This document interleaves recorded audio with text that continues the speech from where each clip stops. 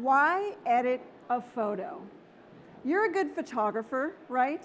You know how to choose an angle, get the exposure right, and take a picture that captures a moment in time to share with the world. So what does photo editing have to offer a photo that's already good? Well, I'm going to tell you, and I'm going to show you some really simple tweaks that you can make and some very high-end looks that you can create with a free online photo editor. So first, let's get rid of some of the static and address some of the static that's around the concept of photo editing. Some people think it's cheating. And some people think that it's like taking a basically good photo and adding a super heaping load of cheese to it. You may have noticed media coverage of Justin Bieber's Calvin Klein ad. And for sure, yes, you could call this cheating. They did a lot to beef up his muscles and other parts in this photograph to make him conform to idealized notions of beauty. And maybe you've seen an image like this, and you've said to yourself, okay, so photo editing must be just going compositionally insane with effects and stickers and overlays and sparkly effects. But image manipulation has been going on since the advent of the darkroom. Ansel Adams is considered by many to be one of the greatest American photographers, and he is known as a darkroom genius. He mastered light and shadow through the use of dodge and burning techniques in the darkroom and spent exorbitant amounts of time in the darkroom perfecting his images. It would be hard to find a professional photographer who doesn't do any post-production. Post-production is part of professional photography. Even if you're a purist, your camera can only capture a relatively narrow dynamic range. So it's right and reasonable to use every tool at your disposal to put back what the camera took away. And that's not cheating, that's communicating. Modern photo editing replaces analog choices such as camera gear, film choice, and processing technique. And it used to be true that to get an image like this, you would have to put Vaseline on the perimeter of the lens. Well, now it's a focal soften effect. You click and apply it, and then you spend your time fine-tuning it to get it just the way you like it. This is a photo of a very recent super blood moon taken by Fritz Habermann, and it's a two-shot exposure. So one exposure was to get the moon in focus, another exposure was to get the leaves in focus, and through photo editing, the two images were combined. This is a before and after showing the Orton effect. Joseph Orton was a film photographer who pioneered a certain look that he got in post-production. He wanted to get kind of a painterly look that he saw in watercolors by combining 2 or 3 images, and some of them were in slightly out of focus.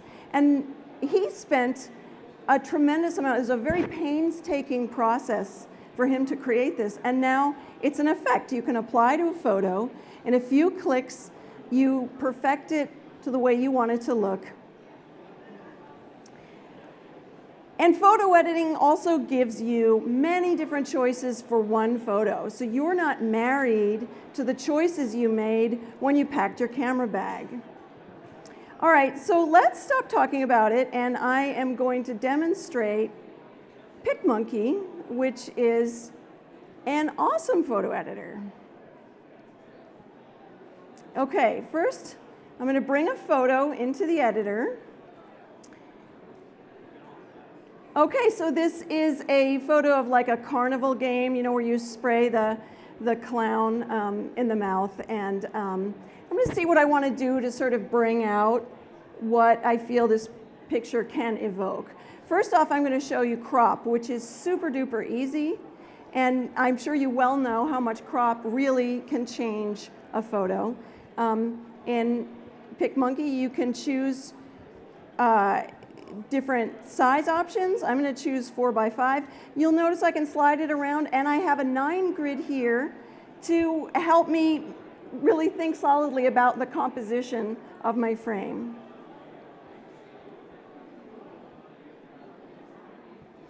All right, now let's say that I am a person who, if you go to carnivals now, sometimes as an adult they feel kind of like cheesy and they feel a little bit like sort of sad sometimes. But I have memories of going to a carnival as a kid, and I want to really bring out this photo so that it's sentimental for me. And I want to get rid of these flecks in the background. I want it to look more crisp.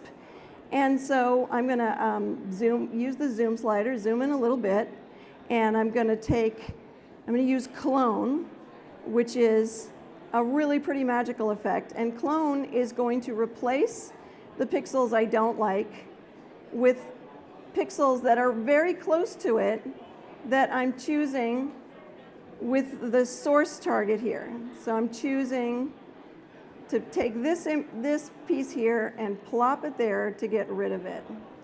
And you can see this works pretty easily, pretty fast. Okay, I'm not going to clean up the whole photo, but you could see that I could get some pretty nice, crisp red and white background behind this clown. And let's say again that I really want to bring out the vintage feel. This is sort of times gone by for me. And so I'm going to choose a vintage effect to change the color of the whole picture. So I am going to go to Time Machine. And you can see my options are Trixie, Norma, and Flow. I'm going to pick Trixie. And I can play with the fade bar to choose how much I want that effect to show up. I can also paint the effect with this paint palette here. I can paint the effect on or off specific areas of the photo. So I could say, I can increase my brush size here and say that I'm just going to make the clown punch out from the background by adding back the original photo color and leave the sort of more faded wash behind him. And finally, for this image, I think I'm just going to put some a vignetting effect on it. And you'll see that I have a lot of control here. I can go pretty heavy with it, but I don't want to. I want it to be pretty subtle. And let me apply that.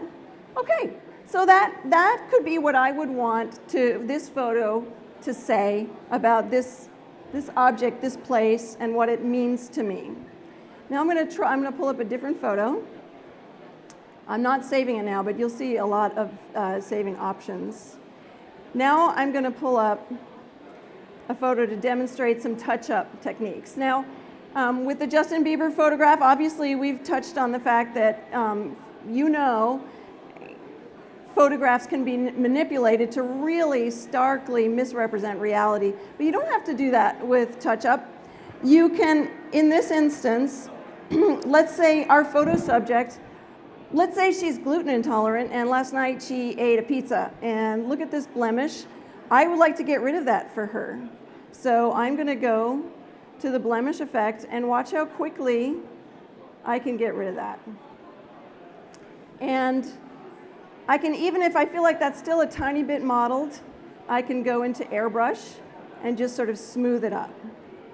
Now let's say also she stayed up really late the night before this photograph was taken, and I would like to do her the favor of just brightening up her eyes. This is, I kind of always use this effect to brighten up eyes on photo subjects because it's really nice, and it's really improves the overall look of a portrait. I'll show you some of the sharing options. You can share to Facebook, Twitter, Pinterest, Flickr, you name it, you got it. Well, let's try something different. Now I'm going to, actually I'm not going to do that. I'm going to make a collage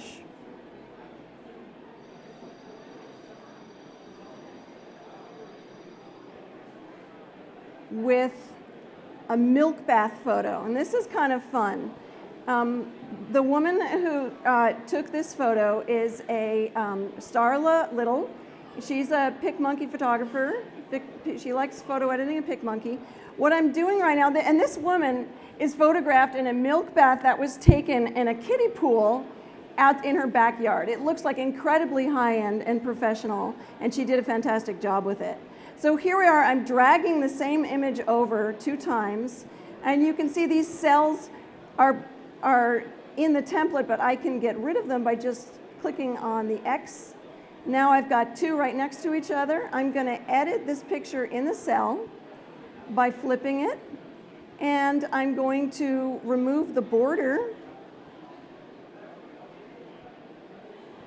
take the spacing down to nothing, and now I have a beautiful mirror image that I think anybody would be proud of. Let's do something else. So now, what about just an ordinary iPhone photograph? So this isn't a picture that I've taken that I'm going to mount on my wall, but you know what? I want to make the best of it. This is an incredibly handsome child I might be related to.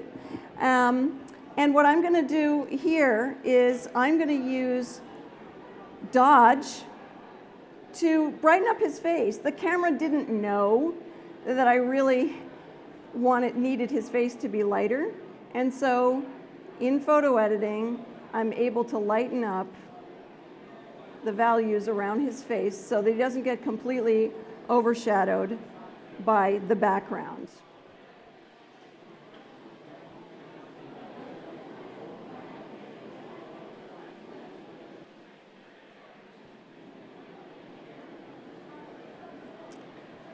Okay, now I'm going to show you some more. I'm going to whip through some more super high-end effects that you can do also in an online photo editor.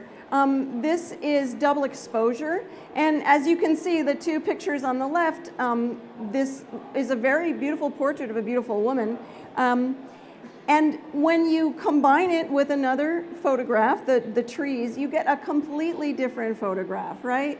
She looks, but where before, you might not be thinking so much about what she's thinking about, but here she has this sort of pensive look, and the whole photograph has a different weight to it. This is another mirror image photo. This is a quad, right? So this is 4 of the same image. You see the church in the upper left that's multiplied 4 times and flipped horizontally and vertically. And now this photo isn't so much about faithfully capturing what was there, but it's an utterly new creation that communicates something new. Andy Warhol is probably rolling over in his grave, or maybe he's partying in his grave, I don't know.